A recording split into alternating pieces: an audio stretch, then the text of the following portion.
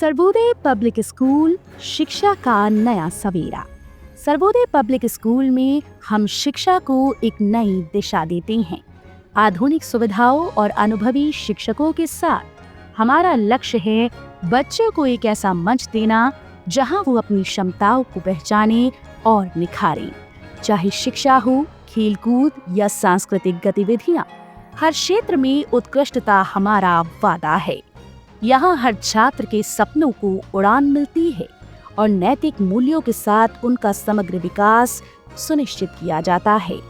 Sarvodaya public school ज्ञान, संस्कार और सफलता का संगम। आज ही पंजीकरण करें और बेहतर भविष्य की ओर कदम बढ़ाएं। प्रेरणादायक वातावरण, शिक्षा और संस्कार का अद्भुत संगम। आज से भविष्य की तैयारी होलिस्टिक एजुकेशन के साथ आपके सपनों को दे एक नई उड़ान।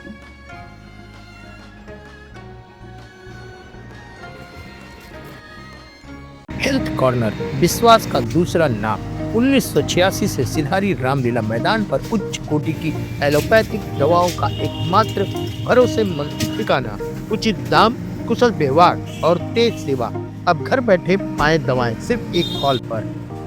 हेल्थ कॉर्नर आमिर एजाज साहब के साथ आपकी सेवा में। संपर्क करें 9935906912।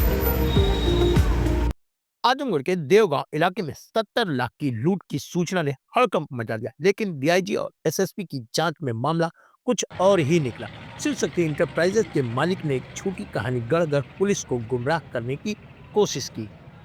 आज सुबह करीब 11:15 बजे देवगांव थाना क्षेत्र में शिव शक्ति इंटरप्राइजेज के मालिक शिव कुमार जायसवाल के भाई ने पुलिस को सूचना दी कि दो बदमाशों ने उनके भाई पर तमंचे के बट से हमला कर 70 लाख रुपए लूट लिए। सूचना मिलते ही डीआईजी सुनील कुमार सिंह और एसएसपी हेमराज मीना ने मौके पर पहुंचकर जांच शुरू कर दी।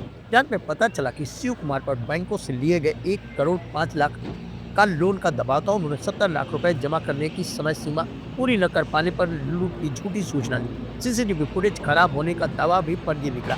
पुलिस ने शिव कुमार और उनके ऑपरेटर जेबा निषाद के खिलाफ मामला दर्ज कर लिया है। वहीं इस पूरे मामले पे एसएसपी हेमराज मीना ने बताया कि घटना की सूचना पर हमने तत्काल टीम के साथ जांच की शुरुआती जांच में ही मामला संदिग्ध लगा। गहन पूछताछ के बाद आवेदक ने स्वीकार किया कि लूट की सूचना झूठी थी। उनके खिलाफ विधिक कार्रवाई की जा रही है।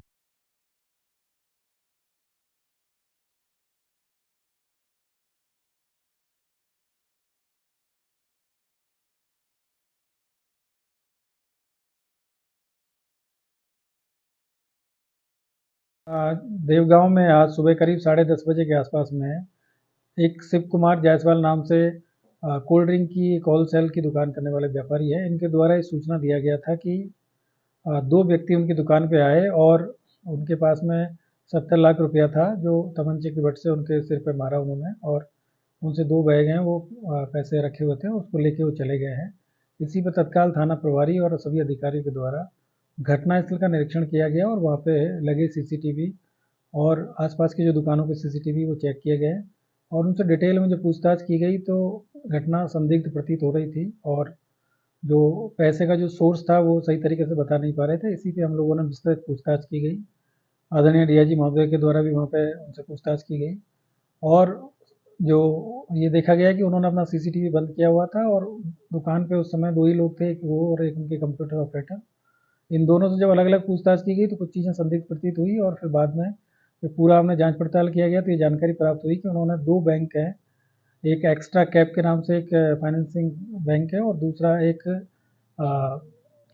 बैंक है। उन दोनों बैंकों से इन्होंने मिंटीफाई के नाम से एक और बैंक है, इन दोनों बैंकों से करीब 1,05,00,000 रुपए का लोन इन्होंने 2023 और 24 में लिया था, जो ये रीपे नहीं कर पा रहे थे और अभी इनको एजेंसी में करीब जनवरी माह में करीब 70 लाख रुपया जमा करना था और 24 तारीख को इन लोगों ने मीटिंग भी किया था सभी जो इनके और जो सब डीलर है उनके साथ में। तो इनको करीब 70 लाख रुपए का इन्होंने उस दिन डिसाइड हुआ था कि इस मंडे को जमा करना है और आज जब इनके पास में पैसे नहीं थे तो इन्होंने फिर इस तरीके से प्लान करके ये झूठी एक सूचना दी है। वहाँ पे इस तरह की कोई घटना नहीं हुई थी और इनके पास में पैसे भी नहीं थे। 24 तारीख को इनके पास में 1 लाख रुपया कैश था, बाकी जो भी पैसे इनके पास में कलेक्शन के आए थे वो सब बैंक में जमा है। करीब 12.5 लाख रुपए का कलेक्शन हुआ था। इसके अलावा इनके पास में पैसा नहीं था और आज चूँकि पैसा ना देना पड़े और दूसरा इन्होंने अपने जो दुकान है उसका इंश्योरेंस करा रखा था, तो इस तरह की कोई घटना होती तो उनको इंश्योरेंस इसमें मिल जाना था।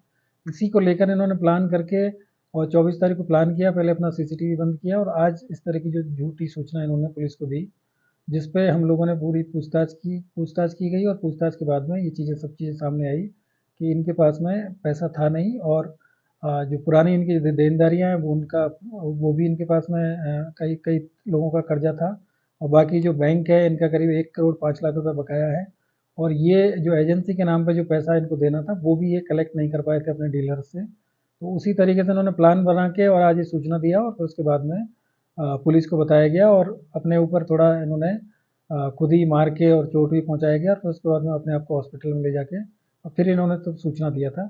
तो ये अभी इनसे सारी चीज़ें जब इनसे पूछताछ की गई तो इन्होंने इस चीज़ को स्वीकार किया है कि इन्होंने अपने व्यापार में घाटा जाने की वजह से और तमाम समस्याओं को लेकर इस तरह का प्लान करके एक झूठी सूचना दी थी। इसमें विधिक कार्रवाई की जा रही है और बाकी जो तथ्य हैं उनके आधार पे इसमें आगे की कार्रवाई की जाएगी। जिस तरह से पुलिस को गुमराह किए रहे, काफ़ी झूठी सूचनाएँ दोबारा तक भी थी, इसमें महिला स्टाफ भी थी, उसका भी रोल था। तो पुलिस के लिए कितना चाहिए था और कैसे पुलिस को कामयाबी मिली इस पे? देखिए बहुत ही आज के टाइम पे इस तरह की जो घटना है वो बिल्कुल भी एक्सेप्टेबल नहीं है और हम लोग लगातार इस तरह का पुलिसिंग इस तरह से करते हैं कि कोई इस तरह के जो अपराधी है वो ना हो और अपराध ना हो, अपराध भी इस तरह के ज़िले में ना रहें। तो ये देख के थोड़ा-सा हमको भी ये लगा था कि इतनी बड़ी घटना हुई है और वो भी सुबह-सुबह इस तरह की जो घटना हो गई है, वहाँ आस-पास के सभी दुकानों में भी सीसीटीवी लगे हुए थे और मौके पे जो लोग थे उनका भी ये कहना था कि इस तरह की कोई घटना हमारी जानकारी में नहीं आई है। तो इन लोगों ने जो पूरा प्लान किया था 24 तारीख को इन्होंने शाम को कैमरा अपना बंद कर दिया था, उसका प्लग इन्होंने निकाल दिया था और ये बताया था कि कैमरा हमारे कई दिनों से ख़राब है।